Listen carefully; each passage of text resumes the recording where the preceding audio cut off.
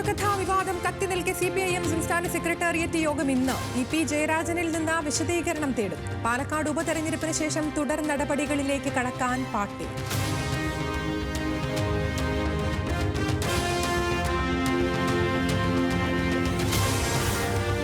PV. അൻവറിനെതിരെ മാനനഷ്ട കേസുമായി P. Sasi ഇന്ന് തലശ്ശേരി കോടതിയിൽ നേരിട്ടെത്തും. കണ്ണൂർ കോടതിയിൽ അഭിഭാഷകൻ മുഖേനയും കേസ് ഫയൽ ചെയ്യും. ശശിയുടെ നീക്കം വക്കീൽ നോട്ടീസിന് അൻവർ മറുപടി നൽകാത്തതിനെ തുടർന്ന്.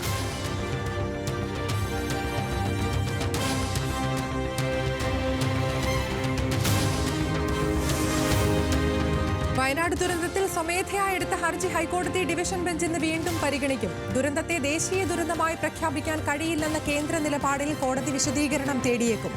പുനരധിവാസ സാഹചര്യം ഉൾപ്പെടെ സംസ്ഥാന സർക്കാർ അറിയിക്കും.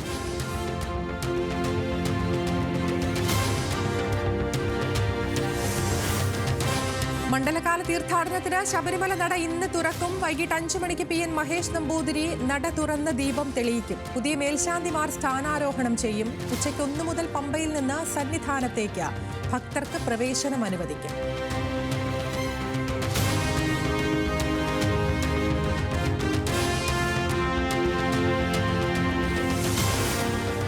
കൽപ്പാത്തി രഥോത്സവത്തിൽ ഇന്ന് ദേവരഥ സംഗമം. 4 ക്ഷേത്രങ്ങളിൽ നിന്നുള്ള 6 രഥങ്ങൾ വിശാലാക്ഷി സമേത വിശ്വനാഥ ക്ഷേത്രത്തിന് മുന്നിൽ സംഗമിക്കും.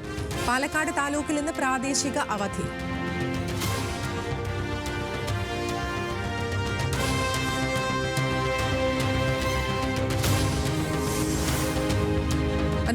ാമത് സംസ്ഥാന സ്കൂൾ ശാസ്ത്രോത്സവത്തിന് ആലപ്പുഴയിൽ ഇന്ന് തുടക്കം. മുഖ്യമന്ത്രി പിണറായി വിജയൻ ഉദ്ഘാടനം ചെയ്യും. 5 സ്കൂളുകളിൽ 10 വേദികളിലായി നടക്കുന്ന മേളയിൽ 300-ലധികം മത്സരങ്ങൾ.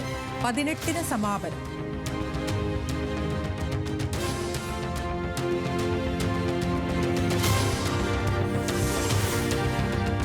ദക്ഷിണാഫ്രിക്കയ്ക്കെതിരായ T20 പരമ്പര ലക്ഷ്യമിട്ട് ഇന്ത്യ ഇന്നിറങ്ങും. പരമ്പരയിൽ 2 മത്സരങ്ങൾ ജയിച്ച ഇന്ത്യ മുന്നിൽ. സ്വന്തം മണ്ണിൽ പരമ്പര തോൽവി ഒഴിവാക്കാൻ പ്രാക്ടീസ്. മത്സരം രാത്രി 8:30.